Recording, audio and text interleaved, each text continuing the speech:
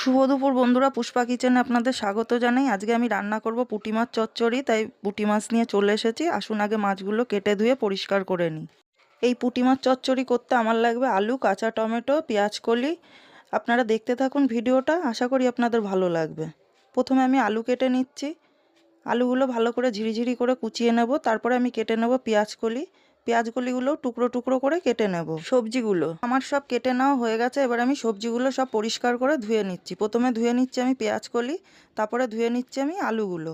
পরিষ্কার করে সবজিগুলো ধুয়ে এবার টমেটো ধুয়ে টমেটোটাও কেটে নিচ্ছি। টমেটোগুলো আমার কেটে নেওয়া হয়ে গেছে। এবার আমি মশলার দিকে চলে এলাম। প্রথমে ছাড়িয়ে নিচ্ছি রসুন, তারপর কেটে নেব খানিকটা আদা। আদাটা আমার প্রায় কাটা হয়ে গেছে। এবার আমি শিলে একটু মশলা করে নেব। কাঁচা পাকা লঙ্কা দিয়ে এবার আমি মশলাটা বেটে নেব। ভালো করে মিহি করে আমি মশলাটা বাটবো আগে। মশলাটা আমার বাটা হয়ে গেছে।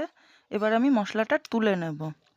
মশলাটা তুলে নিয়ে আমি এবার বাটবো একটুখানি আদা। আদাটাও মিহি করে বেটে আমি তুলে নেব। তারপরে আমি বাটবো রসুন। রসুনটাকেও মিহি করে বাটবো, বেটে ওটাকেও আমি তুলে রাখবো।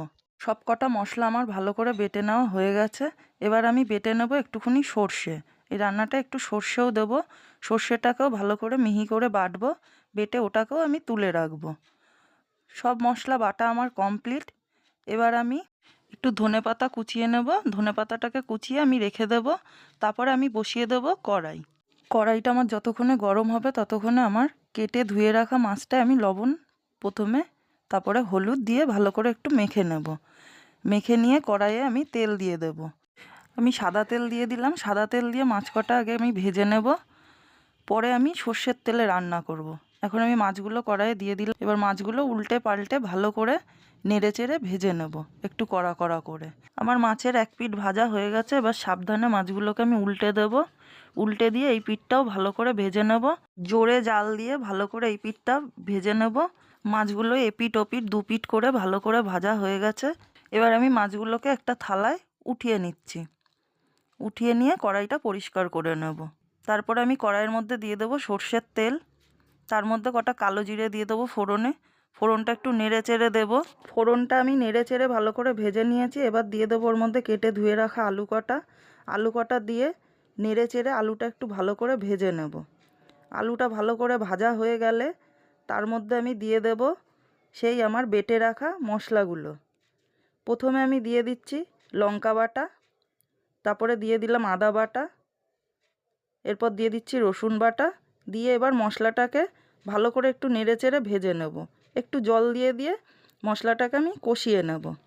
মশলা কষা হয়ে গেছে। এবার আমি ওর মধ্যে দিয়ে দিচ্ছি পরিমাণ মতো লবণ, তারপরে দিয়ে দিচ্ছি পরিমাণ মতো হলুদ। মশলার সাথে লবণ হলুদ সব দিয়ে এবার আলুটাকে আরও কিছুক্ষণ আমি নেড়ে চেড়ে ভালো করে কষিয়ে নেব।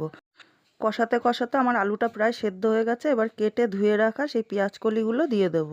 দিয়ে এবার একটু নাড়াচাড়া করে পেঁয়াজ কলিগুলো আলুর সাথে মিশিয়ে নেব। মিশিয়ে নেওয়া হয়ে গেলে এবার আমি দিয়ে দেবো ওর মধ্যে সেই কাঁচা টমেটোটা। কাঁচা টমেটোটা দিয়েও একটু ভালো করে নাড়াচাড়া করে নেব। মশলা সবজি সব কিছু দিয়ে আমার প্রায় ভালো করে কষিয়ে নেওয়া হয়ে গেছে। এবার দিয়ে দেবো সর্ষেটা। সর্ষেটা সবার লাস্টে দিচ্ছি, কারণ সর্ষে দিয়ে বেশিক্ষণ কষালে তরকারিটা তিতো হয়ে যাবে। তাই সর্ষেটা দিয়ে একটু নাড়াচাড়া করেই আমি ওর মধ্যে দিয়ে দিচ্ছি পরিমাণ অনুযায়ী জল। জল দিয়ে আমি একটা ঢাকা দিয়ে ঢেকে দেব সেদ্ধ হওয়ার জন্য। ঢাকাটা খুলে চেক করে নিতে হবে সব কিছু সেদ্ধ হয়েছে কিনা। আমার সব কিছু সেদ্ধ হয়ে গেছে। এবার আমি দিয়ে দিচ্ছি সেই ভেজে রাখা মাছগুলো। মাছগুলো দিয়ে একটু ভালো করে নেড়ে চেড়ে দেবো। তারপরে দিয়ে দেবো কুচিয়ে রাখা সেই ধনেপাতাটা। ধনেপাতাটা দিয়ে একটু নাড়াচাড়া করে মিশিয়ে দেবো ভালো করে। তরকারির সাথে মাছ ধনেপাতা ভালো করে মিশিয়ে তারপরে আমি একটু জাল করে নেব। একটু জাল করে ভালো করে সব কিছু একসাথে ফুটিয়ে নেব। ভালো করে আমার ফোটানো হয়ে গেছে। এবার আমি তরকারিটা নামিয়ে নিচ্ছি। একটা পাত্রে আমি তরকারিটা নামিয়ে নিচ্ছি। আমার এই রান্নার ভিডিওগুলো আপনাদের কেমন লাগছে যদি ভালো লাগে আমাকে কমেন্টে জানাবেন। আর একটি লাইক করে দেবেন, সাবস্ক্রাইব করে আমার চ্যানেলের পাশে থাকবেন। আমার তরকারিটা খাওয়ার জন্য এখন পুরোপুরি রেডি। আপনারাও এরকম রান্না করে খেয়ে দেখবেন, খুব ভালো লাগে। গরম গরম ভাতের সাথে এরকম চুনো মাছ চচ্চড়ি, সাথে আমি একটু আলু ফুলকপিও ভেজে নিয়েছিলাম, সাথে একটু স্যালাডও নিয়ে নিয়েছি। এভাবেই আজ আমি দুপুরের খাবারটা পরিবেশন করলাম।